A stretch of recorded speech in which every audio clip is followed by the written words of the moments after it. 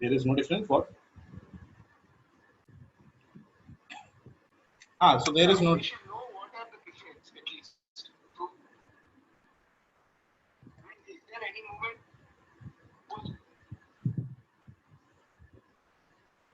नहीं ऐसा कुछ नहीं है.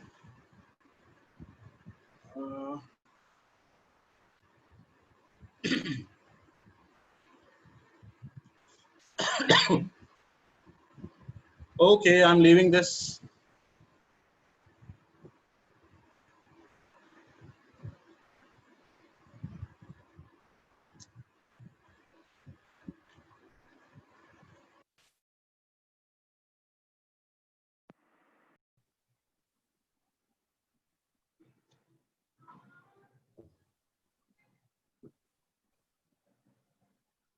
तिची लिंक आली का सांग आम्ही निघेल कळलं. नमस्कार किशोरी जी, कैसे हैं आप? एकदम मस्त हूँ. बढ़िया बढ़िया. महापौर मस्त है तो मस्त रहेगा.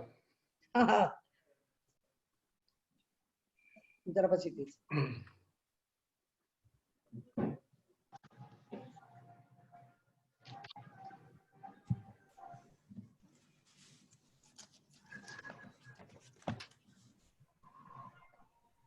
आई काढणं कसं विचारलं जातं.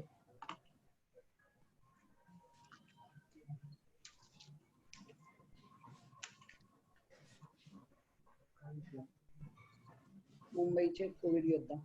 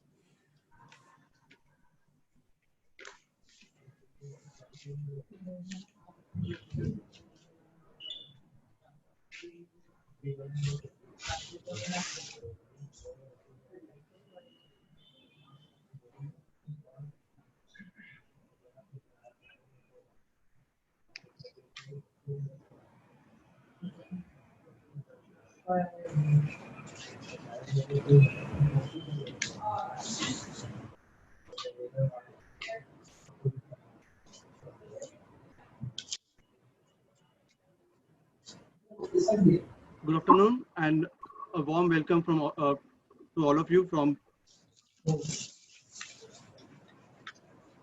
Good afternoon and a warm welcome to all of you from Praja side. This is Milind. I'm the director of Praja Foundation, and I would like to welcome all of you for having joined this presentation. Before I start, I would like to introduce what the work that Praja does. We're going to do this through a small movie. I'm going to request my colleagues to play the movie, please.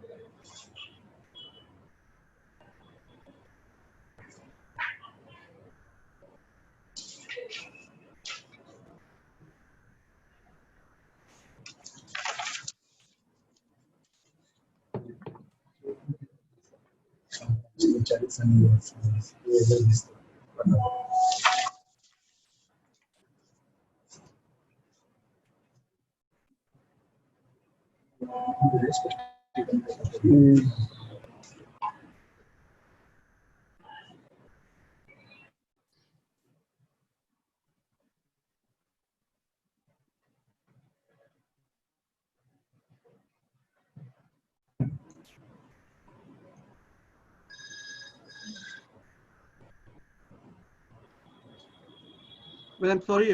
There seems to be a bit of an issue with the movie getting played, but I guess this is what Mumbai is known for. Like, if we have a problem, we improvise, we come together, and we try to learn from from our experiences, and that's what has primarily happened in the last few days.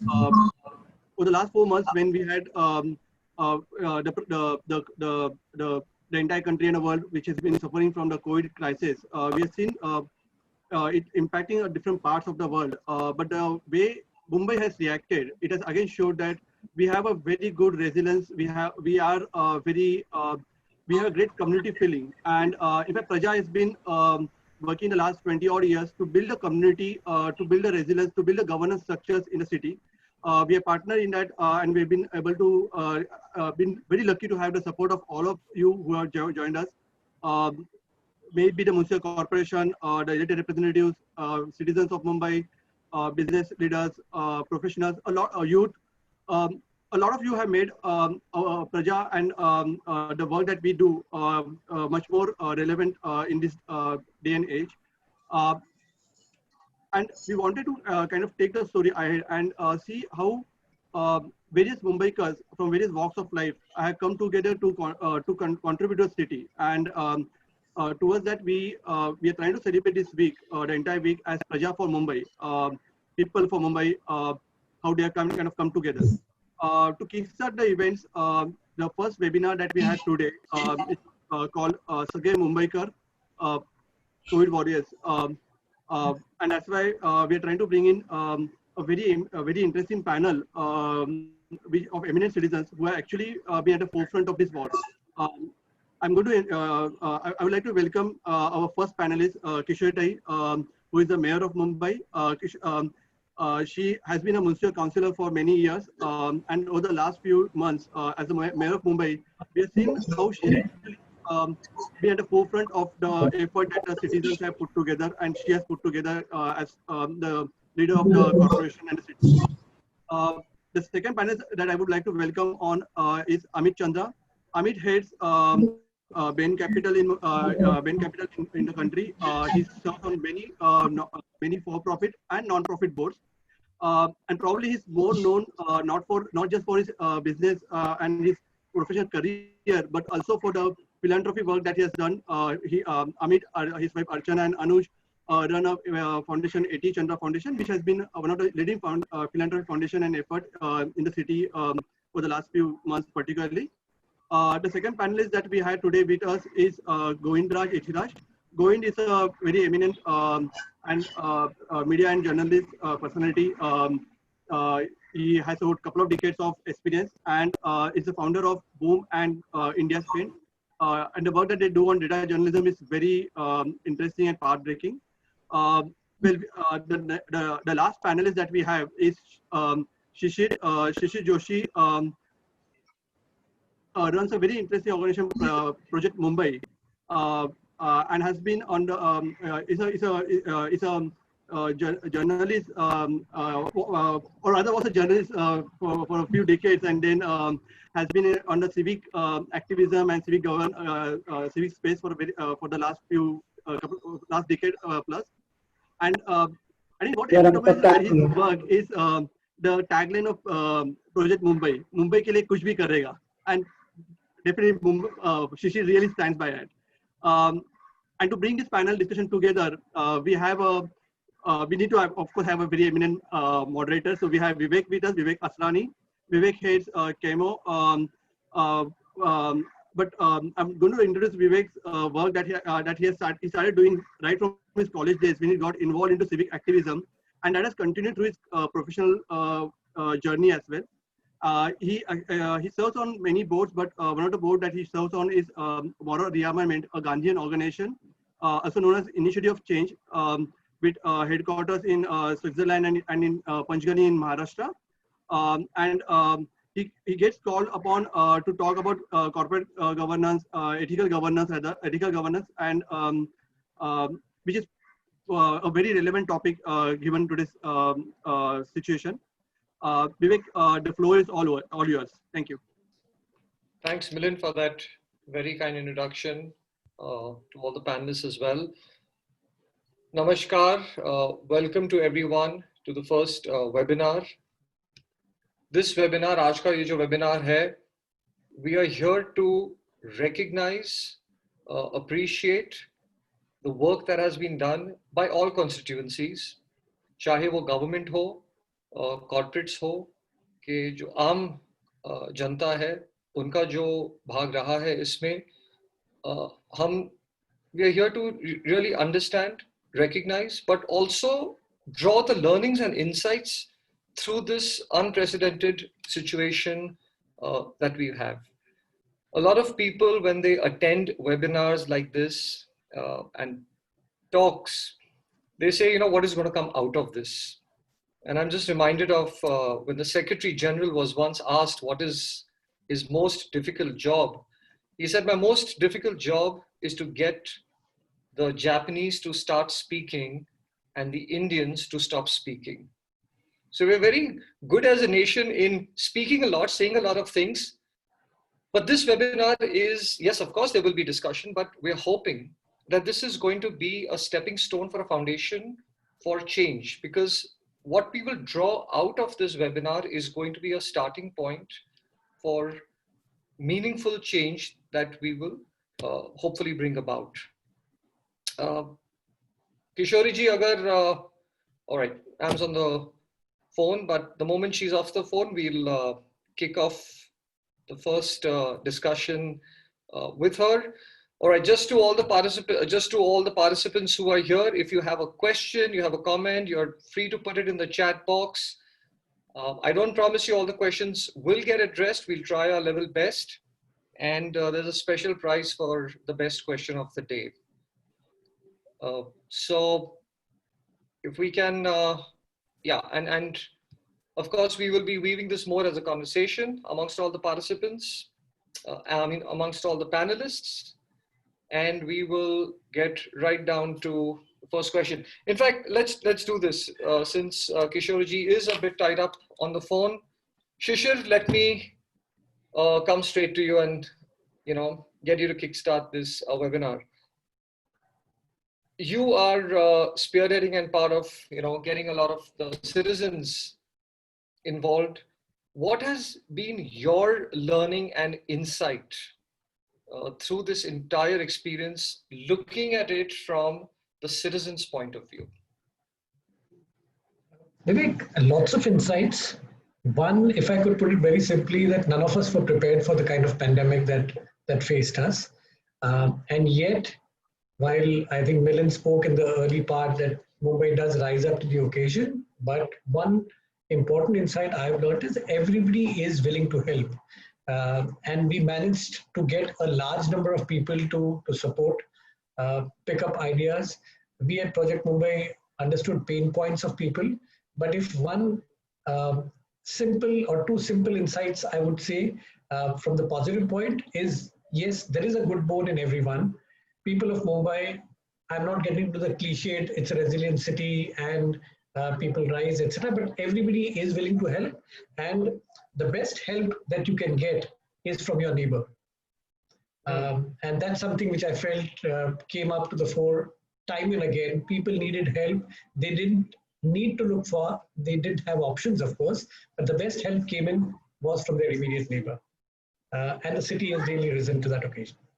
Well, that's interesting. And I remember when I spoke to you earlier when we were preparing for this, you spoke about a collaborative mindset having emerged during this crisis. Is this collaborative effort which you saw different from what you've seen in the past? Is it only because of this crisis, or do you believe it truly represents the spirit of Mumbai? Well, this time the collaboration did come up because of the crisis, because there were multiple reasons. One, let me be very honest, that there was much expected from the state, from the municipal administration or the state administration. In the absence of that, the crisis was so huge that it was important that everybody sees the problem from the same angle, from different angles. So right now, as far as this pandemic is concerned, the collaboration did happen for a need. Will it be here to stay is one of the senses and the challenges that we need to address. Very importantly, all of us need to sit down together and say, if in crisis times we can work together, can we create an SOP for non-crisis times to see what are the challenges? Because Mumbai has had fantastic organizations, but one of the concerns has always been the absence of a very collaborative a handful of them have worked together. But from a larger point of view, have they all worked together with a common agenda? That seems slightly missing. Again, just since you asked me specifically, this has also been a time where the state has seen a wonderful nurturing of relationship between multiple stakeholders, non-profits, different organizations, citizens. I think it's also a very important step if I see the state valuing this partnership that has emerged and not see it so transactional that the moment the crisis is over, ignore the non-profits which have played such an important role. So yes, on a horizontal level, non-profits need to work together. On a different vertical, the state and the public participation needs to be far more strengthened and formalized. Lovely. Vivek? And Shishir, I'm going to come back to you and draw Amit in on that one later on how do we institutionalize and sustain this collaborative effort amongst the citizens so that it doesn't remain as a one-off. Kishori ji, agar main aapse ek सीधा सवाल पूछ सकूं, could the mayor's mic be unmuted please by the host? Thanks. कि as a महापौर, क्या आपको लगता है कि आपके पास उतने पावर्स हैं जितना आपको चाहिए, और इस कोविड के दौरान क्या आपको लगा महापौर होने के प्रति आप उतना सब कर पाई हैं जितना आप चाहती थी, या महापौर के पोजीशन के जो पावर्स हैं उसमें बदलाव की जरूरत है? सर एक बात मैं कर सकती हूँ, मेयर इन काउंसिल तभी सब पावर महापौर के पास थे, लेकिन जैसे वो कैंसल होने के बाद आज के दिन पूरी पावर प्रशासन के पास है। एडमिनिस्ट्रेटिव पावर जो बोलती है वो उनके पास है, ये हमारे पास है नहीं। और जो हम काम करते हैं उसमें प्रशासन को लेके चलना हमारा काम है, लेकिन हर बात प्रशासन हमारा सुनेगा या सुन रहे हैं या काम करेगा ये गारंटी नहीं इसकी। तो मुझे लगता है ये पावर तो होनी चाहिए। अभी एक ही मेयर इन काउंसिल पूरा देश में, शायद राजस्थान में जो महानगर पालिका उनके पास है, बाकी सब महाराष्ट्र में तक किसी के पास है नहीं मेयर इन काउंसिल। तो मुझे लगता है ये हमारे पास उनके जैसी पावर, प्रशासकीय पावर हमारे पास है नहीं। और किशोरी जी, गुड गवर्नेंस के लिए, सुशासन के लिए, क्या आपको अगर ये लगता है कि ये बहुत ही महत्वपूर्ण और जरूरी है कि मेयर इन काउंसिल सिस्टम होना चाहिए, तो क्या आप प्रशासन पर प्रेशर, दबाव आप लोग डाल रहे हो इंटरनली? और अगर ये नहीं होता है तो फिर मेयर का जो पद है वो मुंबई के लिए क्या कर सकता है? सर इनके बारे में मैं दो बात बोलना चाहती हूँ। एक तो मेयर इन काउंसिल जैसे हमारे पास महाराष्ट्र में, मुंबई में थे, और जाने के बाद हम दोनों बाजू हमने देखे, पावर रहती है तो क्या काम हो सकता है, नहीं है। लेकिन जब भी मैं महानगर पालिका में मेयर बन के आई, उसी एक महीने में मैंने अपने मुख्यमंत्री सम्माननीय उद्धव जी ठाकरे साहब, उनको पत्र मेरा एक गया है कि मेयर इन काउंसिल होनी चाहिए करके।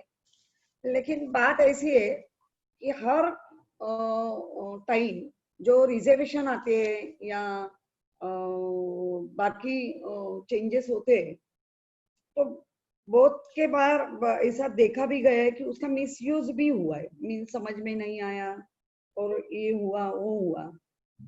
जैसे अच्छी बात है वैसे थोड़ा सा लॉस भी है। मेयर जो व्यक्ति बनती है उनको समझना चाहिए ये पावर की हम कैसा यूज करें, लोगों के लिए कैसा यूज करें। मे भी शायद उस टाइम जब ये अपने मुंबई में थे तो तभी हमारा महाराष्ट्र में भी हमारा ही राज्य था, भाजपा और शिवसेना मिलके, और उसी टाइम वो कैंसल भी हुई। तो मुझे लगता है पावर होनी भी चाहिए, लेकिन पावर का सही इस्तेमाल भी होना चाहिए।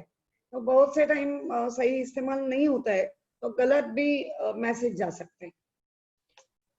किशोरी जी, इस कोविड के दौरान आपने म्युनिसिपल कॉर्पोरेशन के साथ कोऑर्डिनेट किया होगा, आपने स्टेट गवर्नमेंट के साथ कोऑर्डिनेट किया होगा, शायद सेंट्रल गवर्नमेंट के भी कुछ लोग थे जिनके साथ आपने चर्चा की होगी। अब ऑलमोस्ट 4 या 5 महीने हो गए हैं, तो आपने क्या सीखा है इन 4 महीनों में? और जहां से आप बैठी हैं, जहां से आप सिचुएशन को देख रही हैं, हमारे शहर के गवर्नेंस सिस्टम में, शासन की जो हमारी सिस्टम है, उसमें क्या बदलाव हमें लाना चाहिए? और अगर आप चीफ मिनिस्टर को आज एडवाइस करती तो क्या 3 या 4 चीजें ऐसी कहती कि अगर हम ये 3-4 चीजें करेंगे तो आगे अगर ऐसी कोई सिचुएशन आएगी हमारे ऊपर, हम बेटर प्रिपेयर्ड रहेंगे उसके लिए? एक तो जब ये पैंडेमिक स्थिति आ गई है, उसमें मींस यही टाइम जब ये होता है, ऐसा टाइम आता है, तो अतिरिक्त जो अधिकार बोलते हैं वो होना जरूरी है, मेयर को देना जरूरी है। जैसे हमने आपत्ति में 319 329 के तहत एमसी काम कर रहे हैं, वैसे मेयर को भी देना चाहिए ये आपत्तिकालीन परिस्थिति में, लेकिन वो हुआ नहीं है। और मैंने ये सीखा है कि इतनी बड़ी मुंबई, इतने ज्यादा से ज्यादा स्लम एरिया में ऐसे आपत्ति आती है जो कोविड-19 जैसी, उसमें कंट्रोल करना बहुत ही मुश्किल था। तो भी महानगर पालिका ने ये भी मुश्किल मार्च अप्रैल मई तक तो बहुत ही था।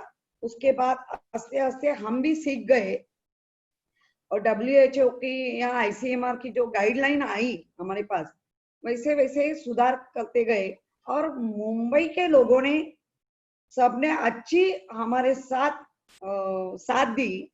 इसीलिए आज का दिन जो हम देख रहे हैं कि पैंडेमिक आस्ते आस्ते कम हो रहा है, एक्टिव रुग्ण की संख्या कम हो रही है, डेथ रुग्ण की संख्या कम हो रही है। तो मुझे लगता है समझ के काम होना जरूरी है। जैसे आपने पूछा कि आपके साथ ये सब बात करते थे क्या, तो मैं बोलेगी नहीं, मैंने खुद जाके समझ के लिए है, क्योंकि मैं मेडिकल ग्राउंड की कितने बहुत से साल मैंने सर्विस की, तो मुझे लग रहा था कि ये सब मुझे जाके देखना है, घर में बैठ के या फोन से वो नहीं हो सकता है, खुद जाके। इसीलिए कंट्रोल करना ज्यादा आसान हुआ, क्योंकि बहुत से नर्सेस की प्रॉब्लम थे, बहुत से डॉक्टर के प्रॉब्लम थे, हमारे जो कॉन्ट्रैक्ट के काम करने वाले लोगों के प्रॉब्लम थे, हमारे वार्ड बॉय इनके। तो मैं जाने के बाद हम डायरेक्ट उनके साथ बात करती थी, और उसके ऊपर तुरंत एक दिन के अंदर सॉल्यूशन देती थी। इसीलिए ये अच्छा हुआ कि मेडिकल लाइन में होने के कारण मुझे ये पता चलता था कि ये सॉल्यूशन इसका ये हो सकता है। तो मेरा काम या मेरा जो मैंने पढ़ाई की वो काम आ गई, और मेरा खुद का एक कहना है, जिस कुर्सी में अपने को लोगों ने, मीन हमारे पक्ष प्रमुख ने तो बिठाया है, लोगों ने चुन के दिया, तो उनकी एक इच्छा रहती है कि महापौर है तो ये होना चाहिए, मुख्यमंत्री है तो ये होना चाहिए। तो उनके जो बात रहती है वो करना हमारी ड्यूटी है, हमारी मेरा सौभाग्य है कि मैं ये टाइम में महापौर है, और मैंने पूरे एफर्ट्स लगा के, क्योंकि बहुत से लोग डर रहे थे, आपका भी 57 है, आप नहीं जा सकते। मैं बोला नहीं, जो लिख के महिला आई है, जन्म हुआ है, तो मेरा कभी तो है, और कभी तो है करके मैं आज क्यों डरूं। तो मुझे जाना है और मैं जाएगी। मेरे घर से भी थोड़ा विरोध हो रहा था, लेकिन मैं पूरी तैयारी करके जाती थी कि सुबह स्टीम लेना, आने के बाद स्टीम लेना, रात को स्टीम लेना, थोड़ा दवाई खाना, तो अंदर से भी तंदुरुस्त और बाहर से भी तंदुरुस्त, ऐसा होके लोगों के साथ रहना जरूरी था और मैं गई। लेकिन ये पैंडेमिक में प्रशासन जितना चाहिए उतना खुद भी काम कर रहा था, उनके साथ हम काम कर रहे थे। It's wonderful to see an elected representative not only highly spirited and motivated, but highly philosophical as well. So that's great. Amit, if I can come to you, you know, through the A.T. Chandra Foundation, you guys have done tremendous amount of work through this entire pandemic. And I think it's been an inspiration for many, not just in Mumbai itself, in the nation and even internationally. But I have a question which has been, on my mind, and we've talked about it in the past. You guys have done a lot which typically the government has the budget for and could have and probably should have done. The involvement of private foundations like yours at a time like this, to the extent to which you stepped in, is it also a reflection of systemic failure? Thank you, first of all, Vivek and Team Praja for inviting me to this forum. I sincerely appreciate the opportunities, particularly to speak alongside such distinguished panelists. Vivek, I don't think, the opportunity or rather the privilege to work on a crisis of this epic proportions is a sign of any sort of failure of any institution. And the reason for that is this crisis is truly of epic proportions. I don't think it can be handled by any government, be it a state or a central government on its own. I think every individual, corporate, foundation, everyone has a responsibility and I think an opportunity to do their bit. And I think Shishir framed it very well when he said that, everyone needs to look, I think both left and right and see what they can really do. We also have to recognize that at the end of the day, the government probably has the biggest role to play in handling the crisis, but governments tend to take their time given their size and scale. And so they can't sometimes be very nimble in their response. There are also things that governments can't necessarily do in terms of trying innovative things. And I think therein lies the opportunity for private foundations to sometimes step in both with agility and with innovation and do things. And I think, for us, we've really looked at everything that we have done as an opportunity, sometimes to do things that governments haven't been able to do, but sometimes simply to move with speed.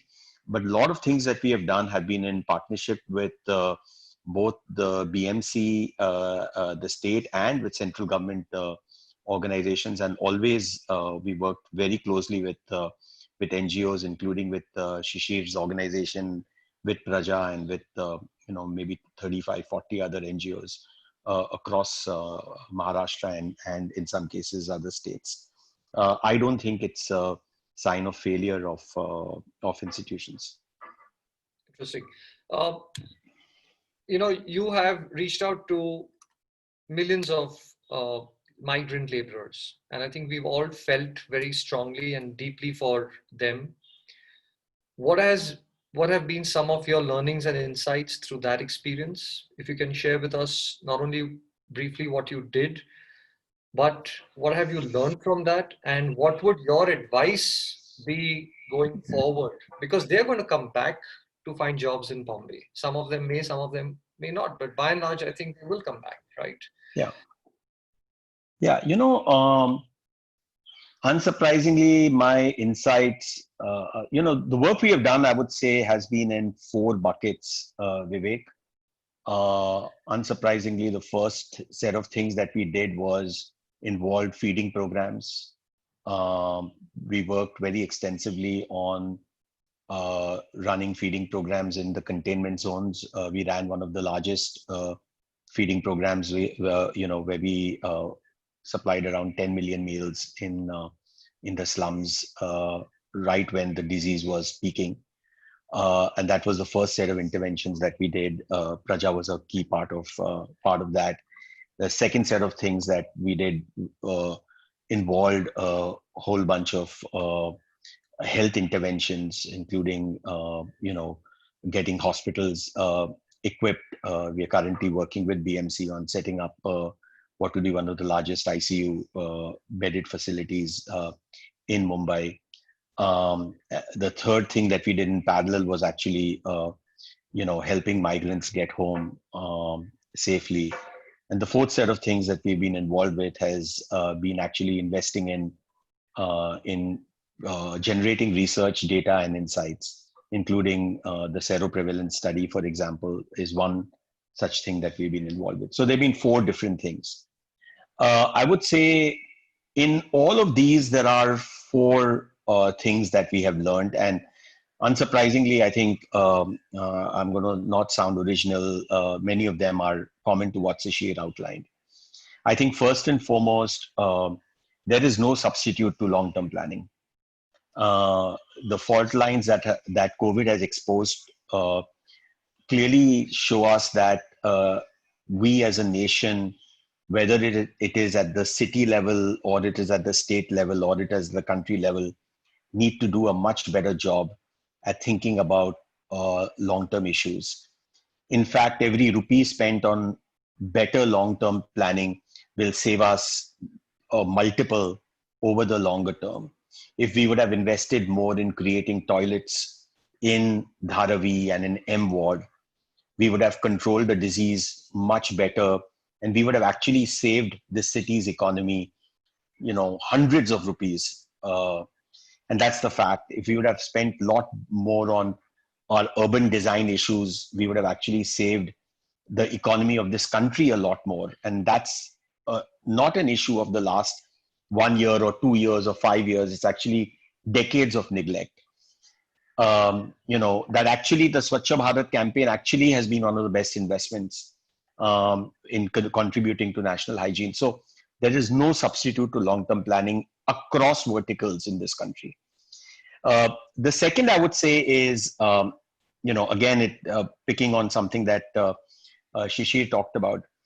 Each institution, in my view, has a very important role to play. Each individual has a very important role to play.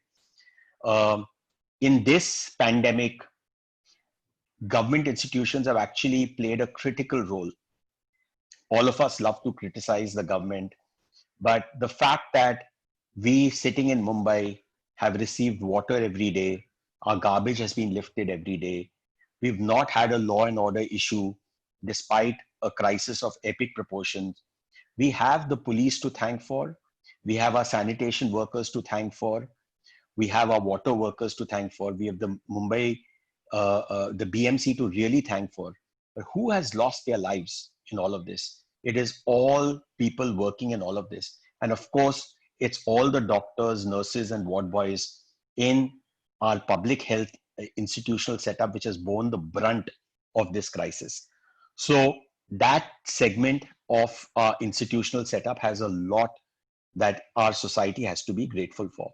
At the same time, I can tell you the fact that we did not have a massive hunger problem is because of thousands of NGOs like Shishir's organization, like Praja, like Antarang, like Sneha, who really stepped in and ensured that people do not go hungry and that they distribute food in containment zones. Migrant labor crisis, similarly, I think NGOs joined hands and made sure that people go. And of course, who funded all of this? It was people like who have dialed into this call. So every person has a role to play and collaboration is critical. That's the second lesson. The third is all of that is possible because of empathy. We cannot build a country on anger. We have to build a country on empathy and kindness. And the fourth is very important. We need research, data, and insight. If we do not approach problems with research and data and insight, and Govind might love this because that's the field he's in, we cannot simply run blind into problems. A part of our budgets have to go into analyzing problems, creating templates. We started on this entire journey not having apps for a country which generates IT for the rest of the world. We should have had apps from day one, how to make sure patients get directed to hospitals and don't run every night. I spent so many nights through this crisis figuring out how to land patients into hospitals when they were at gates, and some people were like crying on roads. We should have had apps on day one. How to ensure that PPEs which were lying in godowns would land up in the right hospital, right? Simple things we must have solutions for. The disease analysis of disease patterns should not be coming from the west to the east, should be going from the east to the west. So we must as a country invest in research, data, and insights. Those are my 4 big lessons from at least the work that we are doing. Lovely. Thanks, Amit. Govind, as media, you've got a bird's eye view of what's going on around you. During this pandemic, has it been business as usual for media? Do you feel that as media, you've had a slightly different role to play? What's been your experience and what have you observed through all of this? Thank you, Vivek, and thank you, Praja, for inviting me. And I think Amit has very kindly left me an opening to walk into. So, we do 2 things. I mean, there's IndiaSpend, where we use data to tell stories. 8 years ago, we started IndiaSpend with a focus on health, education, environment, and gender, and issues at the intersection, for instance, health and gender, health and environment, which is air quality. And the reason we did that was because we felt there's a gap. And today that gap stands exposed like never before. So as Amit said, that everything we are facing today, some of it, of course, no one could have done anything. We're not the only country suffering. All the developed countries are also reeling from this crisis. But many things expose the fundamental weakness and the lack of infrastructure, that's health infrastructure, which we've not invested in, including in urban India. The problems of rural India is a different discussion, and we've not even perhaps hit that hump in the true sense. So in a broad sense, this is a disease that is new, and everyone has been trying to understand it, including the World Health Organization, who in the early days showed that it did not sufficiently understand it, including telling us to not wear masks, for instance, and then obviously subsequently saying that we should wear masks. So I think media is been largely trying to catch up. The good thing is that mainstream media, which many people don't like or are uncomfortable with, actually has been doing a fairly decent job of reporting on what is going on in the context of health, particularly in metros like Mumbai, Delhi, Calcutta, Chennai, Bangalore, and so on, and elsewhere. So you get a sense on what's happening, right? And it's not been, if you were reading the headlines in, let's say, the months of April, May, even into June, it was quite dismal. But the fact is that most of what was happening was being reported. The second thing is that what people like us are doing is to go a little deeper. We say, okay, can we pick out data? Can we talk more to epidemiologists, highlight the role of epidemiologists and what they do in a public health situation like this, and why should they be important? So, and as we've been doing this, I think the first problem we faced is really data gaps. And, I'll give you an example. For instance, today there are about 2.3 million cases in India, about 45,000 deaths. 515,000, which is almost 1/4 of the cases, are in Maharashtra, and 17,000 deaths. Of those 515,000 cases, 124,000 are in Mumbai. So, and 6,800 deaths are in Mumbai out of the 45,000. So we're almost at 15 to 18%, and that's been steady. Of the total number of deaths in India are in Mumbai. So when we talk about Mumbai, we're also talking about a city which is unduly impacted by this crisis, and we should not forget that. Though we may right now feel that things are a little under control, because they are. But the fact is that this city has been hit and continues to be hit. Just today, there was a report that the figures that has been given to the Indian Council of Medical Research in terms of number of deaths is 6,799. The BMC's own figure shows 6,412, and there's a data reconciliation problem. So not a major issue. But what I'm saying is that these are small things which highlight a larger problem. that our data collection systems are weak. We've not invested in data collection. So when you don't have the data collection, you're not able to take the big decisions. Suppose you want to take a decision on should we lift the lockdown, right? Without data, you cannot do that.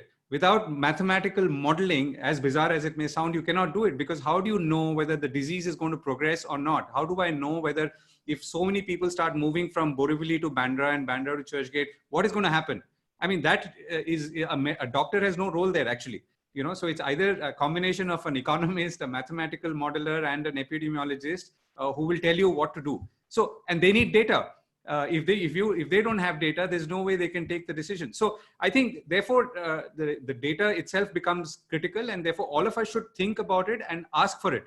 So one way we've been trying to address that problem is to focus more on frontline reporting. So I've been doing a lot of interviews, for instance, with people in critical care specialists, pulmonologists, apart from the epidemiologists and public health specialists. So trying to get a frontline sense. Okay, what are we seeing in critical care ward? So like, for instance, in the months of April and May, it was clear that we were not seeing so much traffic. You know, so while people were saying, no, data is fudged and all that. So when we were talking to all the top 6 or 7 hospitals chains in Mumbai and outside, they were saying, no, we're still not seeing a kind of crush in particularly in critical care. And then of course came June and things started going haywire, and that also became clear. Equally, the insights on the way the disease was progressing, what were the medicines that people were using, what was the treatment protocol that doctors were following, what were the early signs that COVID was not like any other disease. So we were thinking that, you know, no one knew how does COVID spread. Everyone thought it's airborne, it comes through touch, you don't touch something for 15 hours, then it'll be fine, you can't take newspapers. So all of this is, you know, information, and I'll come to the misinformation part in a moment. So, but doctors were giving us a sense about what was going wrong. For instance, let's say last week I got a sense from talking to the CEO of the Wadia Hospital for Children that, you know, children are also affected, though not as much as adults. But strangely enough, the children who are coming into for treatment suffer from very similar comorbidity conditions like the adults. You know, so like obesity, for instance. So these are insights. Now can should I expect the BMC to give it to me? I don't know. Should I expect the state government of Maharashtra to give it to me? I don't know. But I think these are things we have to think about. How do we keep the populace informed of data and trends and evidence, which helps them know what is happening around them in a way that is not emotional, in the way that is that doesn't, you know, send them into blind panic. So this is one part. Now let's quickly talk. Let me quickly talk about the misinformation part. Now, from day one, let's say if you want to take March 22nd as the first day, we have. It's not as the WHO rightly said right from the beginning. It's not a pandemic, but an infodemic. That everything has been twisted, converted. So there has been misinformation on lockdown, there has been misinformation on COVID, and we continue to, and there has been misinformation about treatments, there has been misinformation about who is getting it. You know, we did a study of 178, you know, most forwarded viral stories in April and May, and we found that the target of that misinformation was only one community. I mean, a majority of it, not all of it, not the disease. And that was the shocking part, that all of us, we were thinking that, you know, everyone is focused on the disease, but no, actually someone was trying to use this to actually, you know, start hitting another community and all that. Anyway, it just shows you that evil does not, you know, lie still even in the worst of times. So the larger kind of, my takeaway, and I'll stop after this, is that media, including all of us, have to play a role in developing critical thinking. There is no way I can convince you how or what kind of medicine you can take. If you believe in Baba Ramdev, then you will believe in that person. There's nothing I can do to stop you, and I've realized that, right? And if he says there is a cure for COVID that I've got, unfortunately, you might believe that. And you may even start taking it to and stop everything else. So how can I, as media, contribute to your critical thinking in a way that you take all this information, and it is going to come to you on your WhatsApp or your Signal or your Facebook, and know what to distill, what to believe, and what not to believe. And finally, can I convince you to do just one thing, which is to just go to your family physician rather than trust all these many messages that are coming to you. So I think that's the last part. And I think finally, media should come together. I mean, the mayor, the honorable mayor was here. My only plea to her was that bring media together, even something as simple as masks. You know, I mean, now so many people are adopting. It's a simple campaign. my mask is for you, your mask is for me. We can do that in many languages instead of just having hoardings which say that, you know, we can fight COVID. I mean, that, you know, just let's make it more specific. Let's make it more creative. Let's use media. And only if we do these 2-3 things, we can definitely go a long way in fighting this battle. I'll pause there. Thank you so much. Thanks, Govind. But Govind, I'm going to pick up from what you, something that you said, and I want to ask Shishir and Amit to weigh in on that. You said you need data, but you don't know whether it's the BMC who's going to give it to you. You don't know whether it's the state government. Now, if Govind is saying that to me, and somebody who's been part of the system, actively involved, and yet we don't have a structure as to where we can access the data, who in our governance system is responsible for generating, passing on that data and acting on it, then we have a different kind of a problem as well. So my question really, Shishir and Amit, is it A, that the government doesn't have a system for this kind of data collection, analysis and research, like Amit, you said, or B, it is there, but it's just not a priority. So where is the problem and how do we fix it? So Shishir, if you'd like to start off, and then Amit. Sure. So very quickly, I'll pick on from what the mayor, honorable mayor said earlier, and you know the role of the mayor and how it needs to be enhanced. The city is all said and done. While we talk about wonderful things about Mumbai, it's also an extremely chaotic city. It's a city, and it's said in so many different ways, but it's a city like an orchestra without a conductor. 18, 19 organizations run this city, and we don't even know what's happening next. Now, and picking on from what Amit said, you know, it's a crisis of epic proportions. That's one. So this is not the time to nitpick. But having said that, when you see a crisis of this scale, it's almost like for us at Project Mumbai, yes, we did a fantastic job, but we were also blindfolded and walking up a dark alley every day. I don't know what's going to happen next, and yet we kept moving forward. And the state was in a similar situation. But when it comes to something, putting systems in place, there are 5 areas which a state or a local administration needs to work on in a crisis like this. One is communication, and something which Govind also pointed out. One is communication, second is food, third is health or healthcare, fourth is transport and mobility, protecting its vulnerable communities, be it children, the elderly, and so on, or people with challenges. Now, except for healthcare, and they've done a fantastic job on that, and hats off to the local administration for that, the first thing they should have addressed was a proper communication system of information of what should be done, what should not be done. That seemed haywire. Even today, if I were to ask, who is one person whom I can go to, one number which I can go to for X subject, Y subject, we have no idea. There's all kinds of information going out. Food, I think it's historic of how the non-profits have played a very important role. Mobility, when it comes to city mobility, the lockdown related mobility, or the mobility and transport of migrants, we know what's gone wrong. And vulnerable communities, at Project Mumbai, we set up a helpline taking care of large number of senior citizens living alone, which should have been at some level taken care of by the state. So yes, a crisis of this nature, it's difficult to handle, but I can understand the first 10 days, 15 days, 20 days. After about a month, we've got some great officers in the bureaucracy, in the system. We could have used those officers to put certain systems in place to identify, to take forward, and to then work with, let's say, Govind's team to look at data and research, look forward. Can we start planning ahead? We have a bunch of experts out here. We have somebody out here who's ready to invest in money. Team Amit and others are there, work together.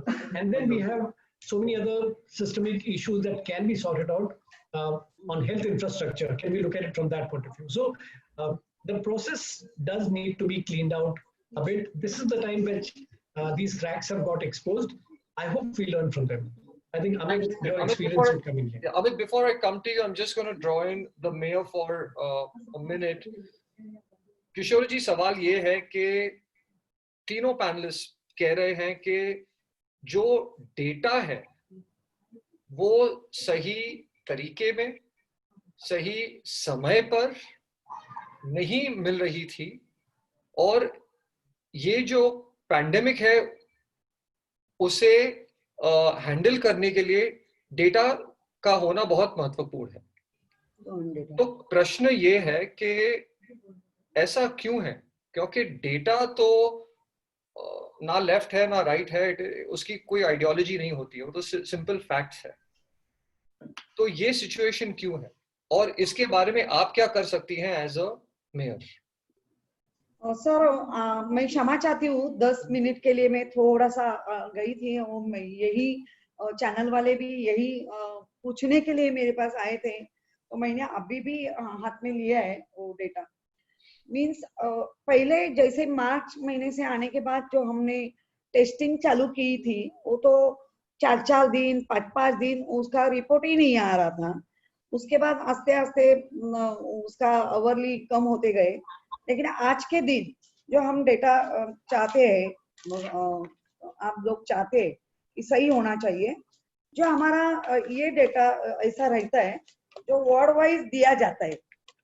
ये ward wise देते हैं हम लोग कि पूरा ward का ये रहता है। अभी के ईस्ट का वार्ड है 7,702 करके, तो ये मीन्स एक्टिव पेशेंट कितने हैं, डेथ पेशेंट कितने हैं और पहले कितने थे, ये सब देते हैं। और ऐसा भी एक हम डाटा रात 8 बजे तक देते हैं। उसमें जो हमारे ICMR का पोर्टल गवर्नमेंट का, उससे आता है। इसमें जो नमूद की गई जो संख्या रहती है, ये हम बदल नहीं सकते सर, क्योंकि वो पोर्टल वो हैंडल करते हैं। जैसे हमारे ध्यान में आने के बाद हम लोगों ने हमारी जो अतिरिक्त आयुक्त है भिड़े मैडम, उन्होंने खुद लिख के उनको भेजा है कि बाबा ये आप लोग करेक्ट करके हमें बता दो, क्योंकि मुंबई जो वार्ड वाइज डाटा आता है वो हम देते हैं, लेकिन जैसे सार्वजनिक आरोग्य खाते से डाटा आता है वो बहुत ही 100 के ऊपर ही होते हैं। तो इसमें पोर्टल में क्या है, क्योंकि हम बदल नहीं सकते। हमारा वार्ड का डाटा आया है, हमारा वार्ड का डाटा आज के दिन 6,453 बोलते हैं, म्हणजे कल के दिन। तो कल के दिन जो गवर्नमेंट का पोर्टल है उसमें 6,842, इसका मतलब है 400 पेशेंट बढ़ गए। तो इसका मतलब क्या है, इसीलिए हमने उनको भेजा है। लेकिन मैं एक कह सकते कि वार्ड वाइज जो डाटा आता है हमारा, वो एकदम परफेक्ट सही होता है, क्योंकि हर वार्ड से लिया जाता है। Thank you, ma'am. Amit, what needs to be done to fix this data gap? Is it a lack of coordination within the system, or is it something else from where you're seeing? Yeah. So Vivek, I think my view is I want to go back to a point that Govind made. I think as a society, I think we need to start understanding the power of data, first of all. If we actually start harnessing data properly, that data will give us insight. Just data in itself, is not useful. When data is actually gathered properly, it actually can become so useful that it can help you take decisions faster. So as a policy maker, proper data will get you to be more responsive to your constituencies. It can help you drive your costs down. So for the same amount of spending, you'll be either able to serve many more people or expand your stretch your budget. Your response time can improve, or you may not have shortages. So data can be very, very powerful. Or as Govind put out, you can decide, like for example, right now there is no analysis being really done whether what is the incremental value of a lockdown in any of our cities, right? We know that the initial lockdowns were needed because they helped prepare the initial health infrastructure that was needed, right? They were important to contain the disease. But consequently, we are having incremental lockdowns all across the country, right? What is the value of those incremental lockdowns? That can only be studied, as he pointed out, not by medical experts alone, but by economists, statisticians, epidemiologists, and for all that you need actually data, right? So data can be hugely, hugely powerful. We are a country where we actually have the ability to gather data because we write IT, make IT systems for the rest of the world. But we don't really know how to then use that data for productive use. So I think what we need to do is a change in mindset, by the way. It's the same problem in medicine. We make medicines, we make generics for the rest of the world, but we don't know how to actually use data by making scientific experiments so that we can actually make the next generation of medicines through innovation. Basically, we know how to do jugaad, we don't know how to do innovation. We are capable of gathering data, but we are incapable of, driving insight. And so it's an issue really of mindset change. Often we fear gathering data also, by the way. I think that's the other problem that we have. Thanks, Amit. Moving on to a different subject, and there's a question that has come from one of the participants who's there, that what has been the coordination between the corporator, the MLA, and the member of parliament? Because all three are looking at the same constituency. Have they worked in tandem, irrespective of party lines, or have there been partisan considerations even at a time like this? So, Govind, what have you seen across Mumbai, and Shishir, with your experience of working on the ground? Vivek, may I pass that question to Shishir? I think he's much more qualified to answer that. Done. Shishir, what's been your experience? Okay. Well, to be very honest, the experience hasn't been very charitable, to be very honest. But I don't blame the elected representatives, because this is also a time where they have to reach out to their own people. So, and the crisis was really of, as one keeps saying, epic proportions, but everybody was in it for themselves, which is a fact. Then it did, or at times would get misused. And let me put it very bluntly, we were very hugely involved in the food operations, cooked meals operations, or grocery kits. Project Mumbai supported what we call the Khana Chahiye, and we catered to close to 45 lakh meals in the 120 days, or 20,000 grocery packages. Now, often when we gave these cooked meals to certain pockets, they would be picked up by let's say the corporators team and said, okay, you don't have to say that it's from the Khana Chahiye, we'll take over. And then it would go there, and the corporators would say, ye hamari taraf se aaya hua hai. But I'm saying these are very small instances of violation. By and large, everybody otherwise was ready to help, because as I think the Honorable Mayor pointed out, largely it was the bureaucracy which was driving this crisis, and the management at the city level. A lot of the elected representatives had to fend through their own resources, and we also know that elections are not too far away in Mumbai. So they also, everybody has an eye on what may happen next. So it was also look down, look ahead, look down, look ahead. Vivek, challenges, yeah. Vivek, if I can quickly add, I mean, I can tell you, like I said, I'm not qualified to respond specifically, but I can tell you in general, in India and perhaps in many parts of the world, most politicians have stayed away from this issue. Interesting. Most politicians. I mean, even in the US, for all whatever else you may think of Trump, he's fronting, questions on COVID every day. I'm not saying the Prime Minister should, but even the Health Minister is not seen at a federal level. But there are there are very, very good exceptions in some states in India and in some urban local bodies. But otherwise, I would say broadly, most politicians have stayed very far away from this issue. Very interesting. Thanks for that insight, Govind. Amit, if I could ask you, one of the collateral damages, if I may put it that way, has been that a lot of money has gone into COVID support, and the NGO sector is suddenly finding itself in a situation where budgets are being slashed, money is getting reappropriated. Is there a real threat and a danger and a stress within the NGO sector that is attending to the non-COVID issues in society? Yes, I think, and there's actually some real research which has been done on this by a bunch of organizations in the last 2 months. Unfortunately, there will be an impact, and the impact will be on account of 2 reasons. One is, and a lot of it stems from the fact that over the last few years, NGOs had increasingly got dependent on CSR funding. Gradually, as the CSR rule had taken root, a reasonable part of NGOs' budgets came from CSR.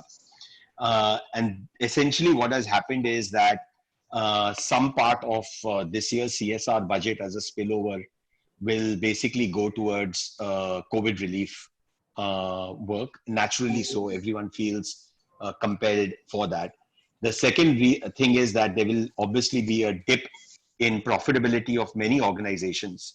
And so the 2 things combined will naturally mean that the allocation of CSR funding towards, non-COVID work will take a hit.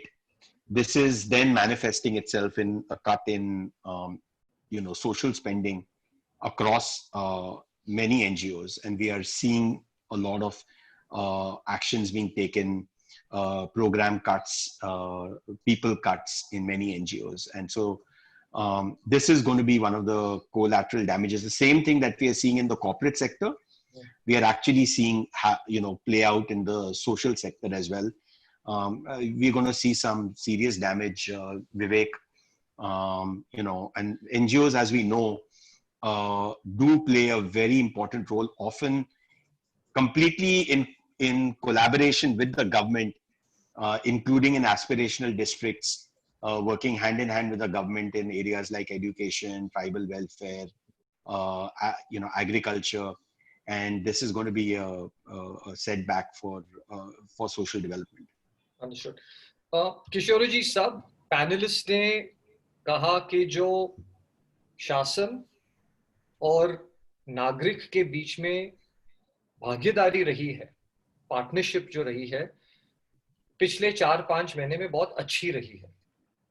अब ये भी हो सकता है कि क्योंकि pandemic जैसा माहौल पहले कभी था नहीं, ये सिचुएशन था नहीं, और आई थिंक लोग अपने दिल से काम कर रहे थे.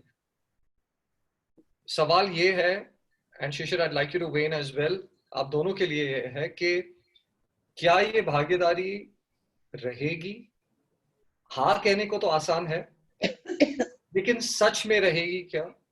और अगर उसे एक ट्रू पार्टनरशिप हमें करना है ऑन एन इंस्टीट्यूशनल बेसिस अगले 50 साल के लिए, तो हमें क्या करना पड़ेगा?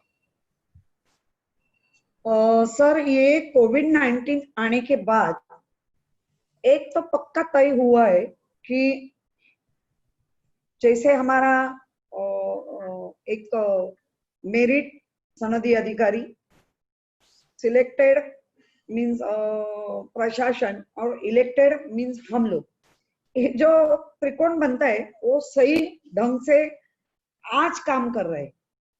वही काम आप जो चाहते कि 50 साल के लिए चलेगा क्या, ये तो सबक है, सबको मिले कि ये इसमें सीखना चाहिए. कि आपने देखा होगा बारिश चालू हुआ, लेकिन घर में जो बारिश आने के बाद हर एक के घर में मक्खी बोलते थे, ये टाइम किसी के घर में नहीं दिखी, क्योंकि हम लोगों ने जान ली, पूरे मुंबई ने समझ ली, पूरे देश में, कि अभी इसमें स्वच्छता होनी चाहिए, क्लीनिनेस ज्यादा होना चाहिए. तो ये काम चलता रहा. तो इसमें ये सीख मिली है कि यही सालों साल अभी करते रहेंगे तो ही ऐसा पैंडेमिक कभी भी आते हैं तो हम बच सकते हैं. और मिलके काम करते हैं, जो भागीदारी बोलते हैं उसमें मिलके काम करना चाहिए. और वो मिलके काम करने के लिए लोगों के साथ रहते तो ज्यादा इफेक्ट जल्दी मिलते. और आपने देखा होगा अभी जो पेशेंट की, रुग्ण की संख्या बढ़ रही है, स्लम में कम हो रही है. जो डर था सबको कि स्लम में बढ़ेगा, लेकिन स्लम में कम हो रही है और हाई सोसाइटी में ज्यादा बढ़ रही है. इसका मतलब स्लम के लोगों ने अच्छी सीख ली कि बाबा हमें सोशल डिस्टेंसिंग यूज करना है, हमें बाहर जाते समय अपना सैनिटरी बॉटल या साबुन या मास्क लगा के जाना है। तो ये सब सबने करना चाहिए, इसमें पढ़े लिखे हो, अच्छे सोसाइटी में हो या स्लम में, जीवित जान तो सबकी है और जान सबको प्यारी भी है। तो ये सब करना है तो जुड़ के रहना है। और मुझे लगता है राज्य सरकार, केंद्र सरकार और महानगर पालिका मिलके अभी जो काम करे वैसे ही काम आगे भी चलना चाहिए। और जैसा आज के दिन हर एनजीओ हमारे साथ जुड़ गए, पहले से तो रहते ही है, लेकिन उन्होंने भी इतना बहुत अच्छा काम किया है। मैं तो सच्ची बोलते हैं एकदम अच्छे दिल, सच्चा दिल से बोलते हैं हैट्स ऑफ, क्योंकि इतना माइग्रेंट लोगों को खाना देना और एक राज्य सरकार या महानगर पालिका का तो काम ही है करना, लेकिन वो लोगों ने भी बहुत ही घर में पका के भी दिया।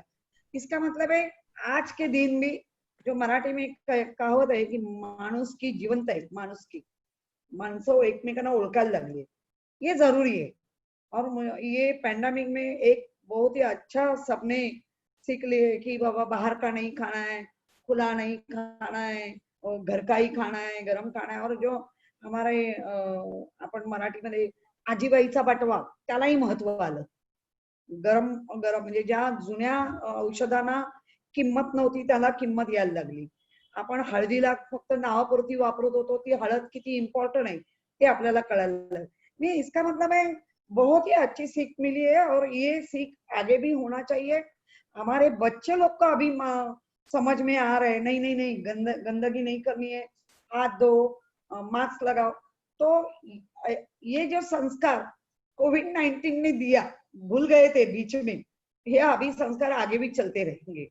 और किशोरी जी, मैंने सुना है कि बहुत से हस्बैंड्स ने भी खाना पकाना सीख लिया है। वो संस्कार जो वो भूल गए थे उनकी पत्नियों ने उन्हें याद दिला दिया है अभी।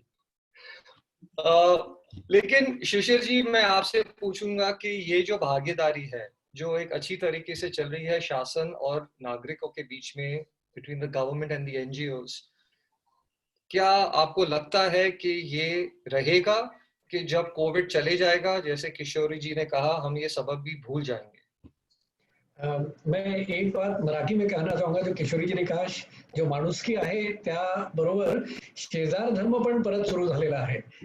जे आपण बाजूच्या मुंबई में कहते थे पड़ोसी पड़ोसी को जानता नहीं है, और जो मैंने सबसे पहले वाले जवाब में कहा था कि neighbours, we have learned to value our neighbors. That's part one, of course. Responding, Vivek, what you asked me, this crisis has been long enough for a lot of people to start working together in a very prolonged manner. There have been collaborations in the past which have been of shorter duration of specific organizations, but the broader, larger, multiple spaces of organizations have been left out of it. This time, we've seen n number of organizations coming together for n number of causes and for a very long duration. So people have got to know each other. People have learned to understand how each other organizations function. I'm very optimistic on this front. So yes, we need to work on it. It's almost like a marriage. People will need to work on these things to ensure that issues need to be ironed out. Common causes need to be picked up. Everybody needs to have a place in the sun. Egos need to be kept aside and looked at, because that's, egos really play a very important role in bringing some things down. And we also need to realize that state is a very important component in this entire process. We need to work together for a scale point of view. So we need to work together from that point. And lastly, people are very important. We cannot forget the role of the citizen in ensuring that this, because pain points are of people. You know, we've started something called T-Champs, Teenage Champions, and something taken forward from what Kishori ji also said. There are a lot of youngsters, the teenagers, who really rose to the occasion this time.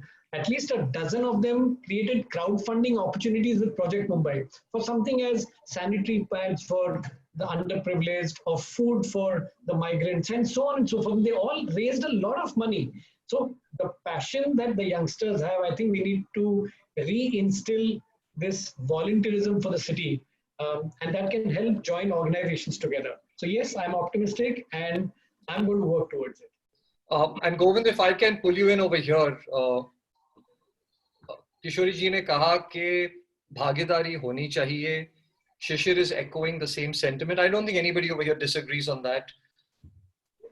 What role does the media have to play in catalyzing, galvanizing, cementing this kind of a partnership? Not because it sounds interesting, but because I truly believe, I think we all truly believe, this is one of the fundamental principles of good governance for us as society. But related to that, Govind, my question is also, you know, when we read the news, there's a lot of negative and bad news coming our way. But there's a lot of good work happening in this country as well. Why is it that the good news is not getting as much importance or prominence until we don't create the circles of goodness and positivity to counterbalance the negative and the wrong things that are happening? We will not be able to sustain these kind of partnerships and efforts. So 2 questions to you built into that. 1, how can media help to galvanize this? And B, how do we start amplifying the good news? Yeah, I think to expect media to do a better job is a very, very tough ask. I think there are structural problems with media. There are business model problems with media, particularly television. So they will do a lot of crap, if I pardon my language. So let's accept it and put it aside for a moment. I think, and there are other media which will do a good job, and they have been in right through this COVID-19 period, which is trying to report on what's there. I think the opportunity for the administration, whether it's, Mumbai is a very large city. It has a population of 20 million or 2 crores. This is like many countries. And therefore, if we do a few things right, we can not only solve our problems, but set an example for others as well. So how do we lead the communication? How do we, I mean, for instance, there were a lot of problems in the communication. You got lockdown, for instance, updates. So there are, let's say, by the 40th day, there are 30 circulars, and it's not clear whether the first circular is still applicable or the 30th circular is still working. So, there's an art of communication. There is a way where you can work with media, brief them every day. Put your smartest person to front it, take advice from people who understand this well, and then work with them. And they're more than happy to. Media is a hungry animal. It has to be fed every day, whether it's TV or print or digital. So give them information constantly, give them data. And if they ask for data, use that opportunity to build your own systems for data. Vivek, I'm not being too critical, please, I'm just pointing out some problem, because I can see how many countries, states, cities have failed here, including the most developed in the world. So, but all I'm saying is, this is a public health crisis. Let's use this to build systems so the next time a pandemic hits us, or if this pandemic doesn't go away, then we are better prepared or getting better prepared. So, and finally, like I use the mask example. How do you use media to convey to people to be careful about what they believe and what they not believe? Develop your own critical thinking, consult your physician, wear a mask. I mean, the mayor also pointed to us about, the basic hygiene steps. But I've not seen a concerted campaign, which maybe media could be part of. And I'm not saying advertising, So I think the administration, including a city administration, can lead the way gently and maybe firmly in some areas, provide data, engage deeper, make it consistent. So every day at 5 o'clock, there is a briefing where I will update, on what is happening in the city of Mumbai. And what have we learned? And as you get questions, then what the problems are, because reporters are reporting from everywhere. They'll say, no, listen, I went to Dharavi, you're saying cases are down, but this is what I've seen. You said there are no children who are being affected, but I went to Parel, they're saying 200 patients are still, kids are still, in the hospital. And so on and so forth. You said COVID, once you're cured, you're fine. No, but there are patients who are coming back and saying they have lung fibrosis. So, I mean, and that question can be put, because there's no way an administration will know. And when you get those questions, you build better responses to that data. So I think engage very, very consistently and periodically. I mean, if you remember the Governor Kaymo in New York City, I mean, every day, it's a model. I mean, we should look at it. Every day he was interacting. I mean, he was bore you to death, but he would interact every day consistently, day after day, while the number of cases were going up in New York. Yeah, Shishir, you wanted to say something. I just want to add on what Govind said on communication. Amit, if you recollect, you and I had attended a meeting which the Honorable Chief Minister had called very early in the crisis. I think it was the last week of March. And one of the points that we had raised to him, requested him to have one face in the organization who is on media every day, maybe 5 in the evening or 12 in the afternoon, to say, this is the urban face. We had suggested at that point, of course, Aditya Thackeray was a very urban face, and say, data, this is what the data is, only trust this information. But consistency, somehow that didn't get followed, and which, of course, led to so many of these chaotic information. But sorry, Vivek, just to share that with you. No, I think that's very insightful. Kishori ji, Sujhav, sorry, Amit, you wanted to come in? Yeah, I just wanted to build on the point that both Govind and Shishir made. You know, I do think that communication has a very important role to play in any crisis, be it a pandemic or any other form of crisis.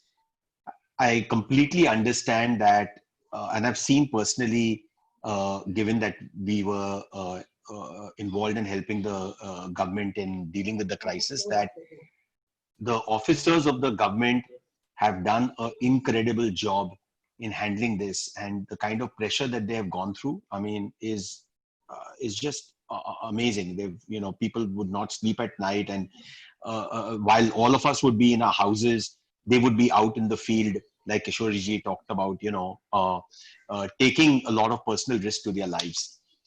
So even in my mind, even if a daily briefing is not possible, given all of this, you know, is extra, you know, burden on their time, I feel even if one does a briefing once every 3 days, concerted briefing, you know, 2 hours with, you know, all sections of media, I think it would be very helpful.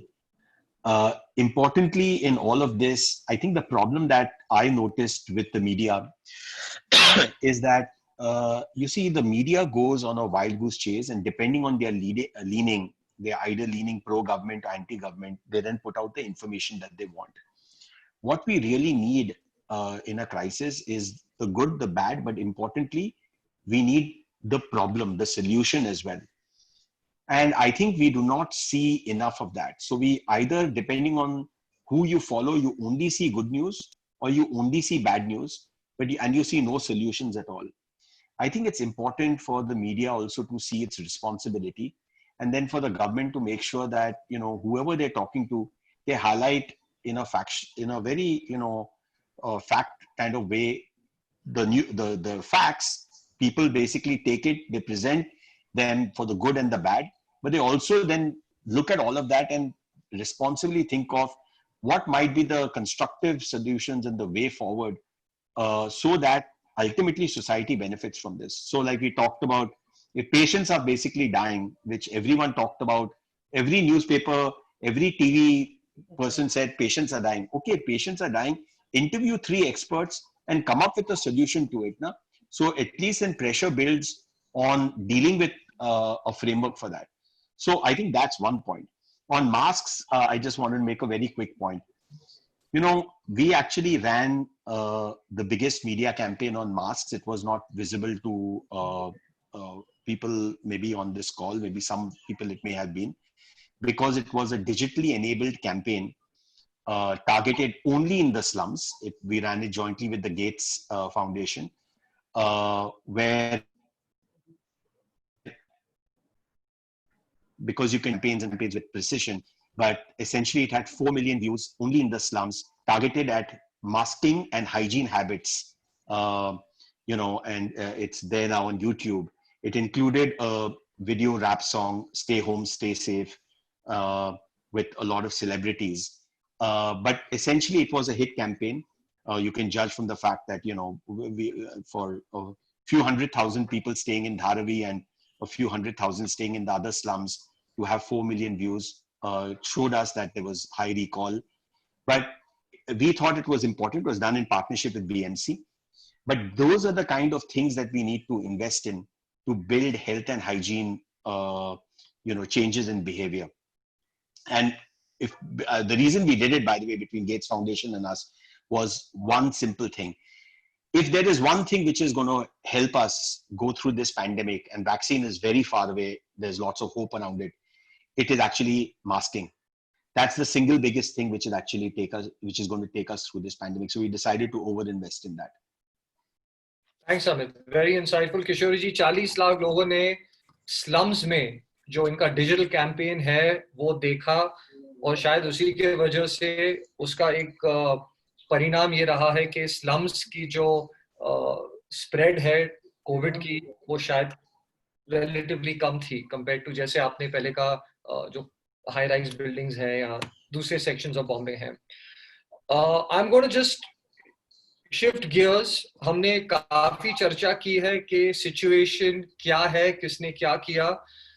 आखिरी 2 सुझाव आप लोगों के तरफ से, each panelist के तरफ से, स्पेसिफिक 2 सुझाव कि इससे जो हमने सीखा है, आपने सीखा है, अगर आप मुख्यमंत्री को या प्रशासन को कोई सुझाव देते तो आपके 2 स्पेसिफिक सुझाव क्या होते?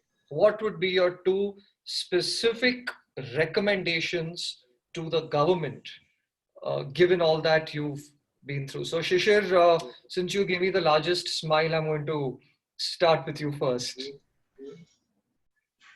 Shishir, you're on mute, yeah.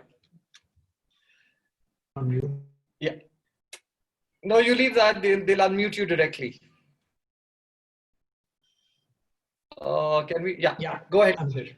So one is again restating the communication part of it, because it's a city and a state which is so huge.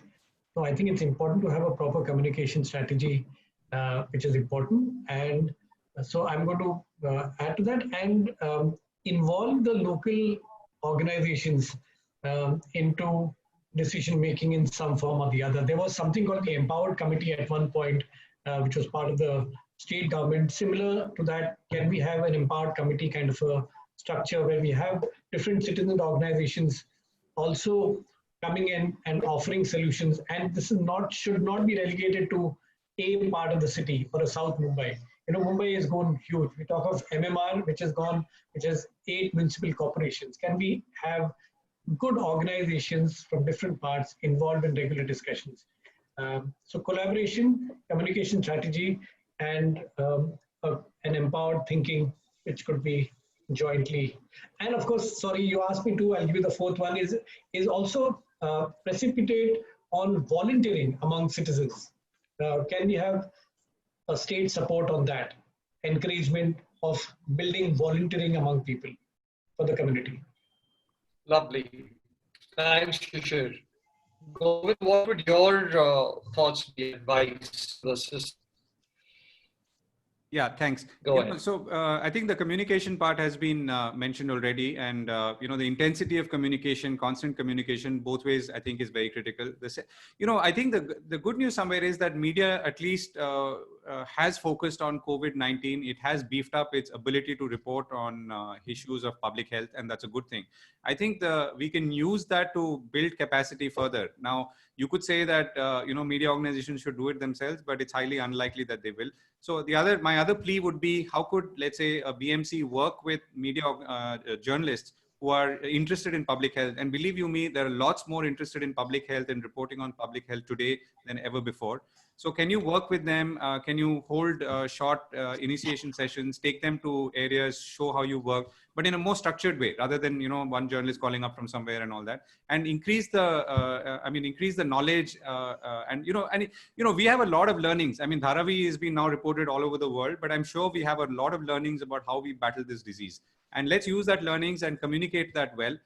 Use this to build a cohort of health journalists and expand that cohort over time.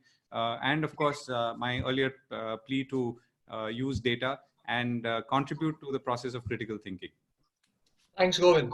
Amit, what would your advice be at this point? I've realized in all of this that it's very difficult to advise big people like CMs and chief secretaries and municipal commissioners, that their jobs are the most difficult jobs in the world. So with that caveat, I would say 2 things, if I was to restrict it to 2, I would say 2 things. I have realized in all this that and our mothers would tell us, as we were kids, that prevention is always better than cure. We never fully understood the meaning of that as we were small kids. But you realize the world is going to pay, and our country is going to pay a huge price for, having not invested in preventing this crisis. It was, even if this virus would have escaped from China, it could have probably been prevented in China in the first place. But even after having escaped, if there are many things that we would have done in many places all around the world, its cost would not have been humongous. So this is not the only crisis we are going to face. There are many other crises. This is unfortunately the semi-final. The final is climate change. And we have to invest in long-term planning, in preventing crises. And so the cost of preventing crises is a small fraction of the cost of curing crises. So we must think of every possible crisis and how to minimize the cost of it from a long-term perspective. That is my first point. The second point I would say is, and this is where I think the collaboration point and the point that Govind made, so both Shishir and Govind's point in some way blends together. I think there's an opportunity to work closely with NGOs, particularly some of the more thoughtful ones, and invest in research, data, and what insights that leads to in figuring out how to get more bang for the buck on policy. After this, for particularly the next few years, every government is going to have squeezed budgets. Yet our problems are going to expand. We will need to figure out how to address all our problems with limited budgets. And this will mean we will need to innovate our processes, and we will need to innovate for getting better outcomes. All this, we will need better data, we'll need better insights. Thanks, Amit. Kishori ji, अगर एक minute के लिए आप भूल जाती कि आप महापौर हैं, एज अ नागरिक, आपका एक सुझाव प्रशासन को क्या होगा? एक तो प्रशासन का आज के दिन जो हम देख रहे हैं कि एक अच्छा कम्युनिकेशन चल रहा है नागरिकों के साथ, वही कम्युनिकेशन कायम रहना चाहिए। और हम नागरिक भी जिस तरह हमारा भला किसमें है ये जानते हुए भी गलत कुछ करते हैं, वो नहीं करना चाहिए। ये पूरा 6 महीने में हमने अच्छी तरह सीख ली, वही आगे होना चाहिए। Thank you. We've had a fantastic, lively discussion. Let's just take a step back for a couple of minutes and look at what we've heard today. We were not prepared for a pandemic of this proportion.